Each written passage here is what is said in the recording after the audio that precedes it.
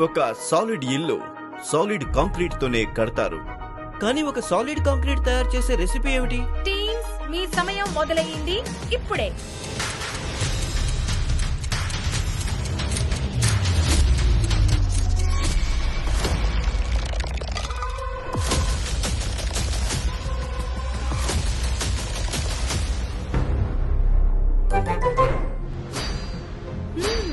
నాణ్యమైన ఇసుక మరియు కంకర.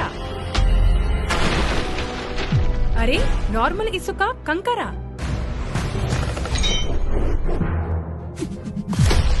వా, ఇల్లు సాలిడ్ గానే ఉంది. కాంక్రీట్ లో ఏదైనా ప్రత్యేకంగా కలిపారా?